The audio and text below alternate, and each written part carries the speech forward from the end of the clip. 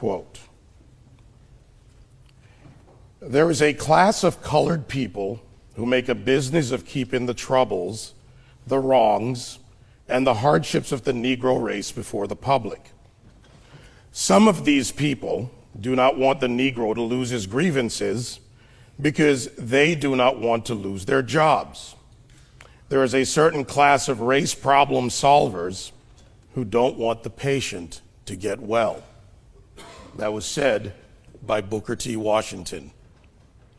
This is an esteemed body, one that sponsors and invites debate. Yet just an hour or so ago, someone who was invited to this body to test his mettle, a chief person to the right hand of Barack Obama, to the right hand of Mayor Bill de Blasio of New York, to, in many ways, as he puts it, the right side of the blacks in America, Al Sharpton, accepted and then refused to come and debate for this body.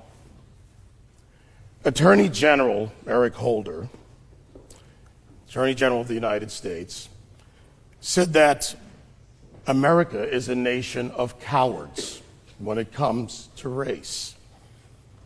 In fact, what we stand here and do today, and what someone like Al Sharpton does not do, shows that the cowardice lies with those who would push a narrative, demand retribution when none is required, but do not show up to face the public, either those who support them or detractors.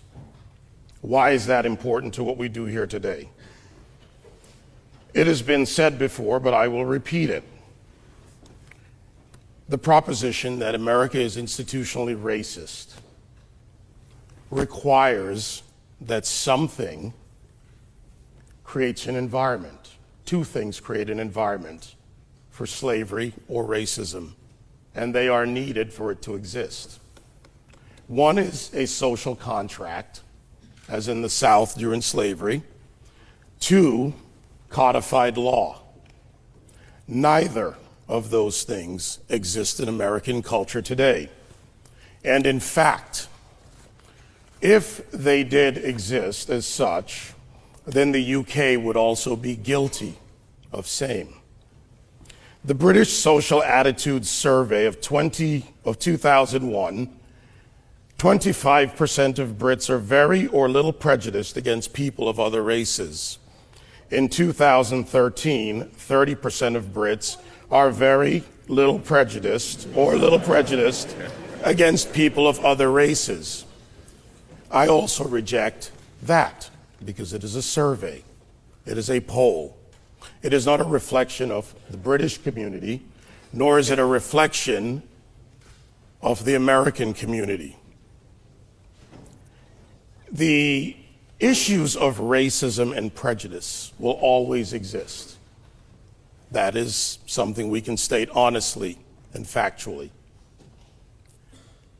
It is how we get to the solutions that matter.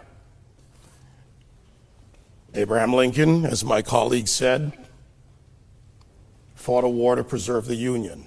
That republic allowed for the people of the United States, under our Constitution, to amend it, therefore removing slavery, and then moving forward to the Voting and Civil Rights Act, and also the suffrage movement for women.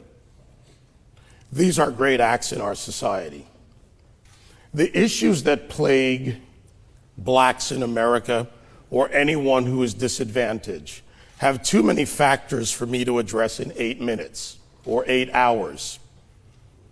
But in our society, we continue to address them with actions, not with narrative, not with conspiracy theories about DEA creating drugs, or not with conspiracy theories about agencies forming groups to go after blacks in some way. There are many examples I can counter. One, by the way, by one of the speakers, just for a point of information, George Zimmerman was not a police officer, therefore you should use a better example. Using wrong examples to present and argument leads us nowhere forward. I understand the emotion, and I respect my opposition, but when you go into the areas of making false charges and living in the past, you do not address the issues of the present. In the present, and factually so, and you can do the research regardless, this is not a political issue, it is not a one or the other issue, it is a very complex, nuanced issue.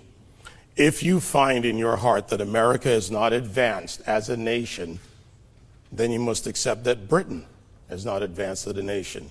That all of the world in the first world is not advanced in any manner. Therefore, you must accept that all is static and societies never change for the better or the worse. To anyone who believes that America is institutionally racist, I'll challenge you to do this. Go into communities and deal with problems by examining the roots of those problems, the foundations. The foundation of many problems starts with the individual, and there are factors. There are factors of education. It is right to say that there are disadvantaged people in America. 13% of the population is black, 17% Hispanic, majority white, and mixed other race, Asian at 3%. But when you take a look at the problem, you must address the foundation and the factors. Education, a family structure.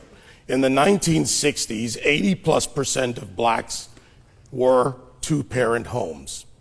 Today, that is reversed completely the other way. It has a lot of factors, which includes entitlement systems, the growth of liberalism to a point of progressivism beyond any imagined course.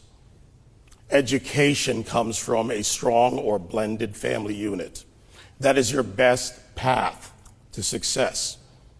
And when it comes to single parentage of anyone of any ethnicity, a single mother has a higher likelihood significantly of being in poverty, therefore raising a child in poverty. I'm addressing foundation because it is easy to argue, as my colleagues have, the emotion, the misapplication of facts, and the narratives. But if we do not address the foundation of a problem, and we have in America, we will not advance as a society. And to correct a misspeak by my colleague Charlie Wolf, he tried to correct himself in amongst the cheers and the jeers. He meant to say America is not perfect, but working towards a more perfect union. And that is something we can all take as human beings. Look for solutions. Do not fall into false claims. Do not follow charlatans. Do not follow shakedown artists who want to draw you into arguments rather than have true debate on substance. And that is what we're here to do. I thank you for the invitation. I thank you for having me. And I want to leave you with this thought. We talk about skin color. Our skin is an organ. It does not think. It does not formulate ideas. It is merely the genetic result of our parents. Our ability to use our brain and reason in a free society, such as in America, is why we have overturned the blight and the negative aftermath of racism that began with colonial slavery. America is a land of opportunity, as promised in our Declaration of Independence, and preserved legally in our Constitution and the Bill of Rights. We have amended our Constitution, and we have evolved as a nation. Our people stand proud to support and defend opportunity and freedom for all. Thank you, President Whedon. Thank you to the Hey, everybody.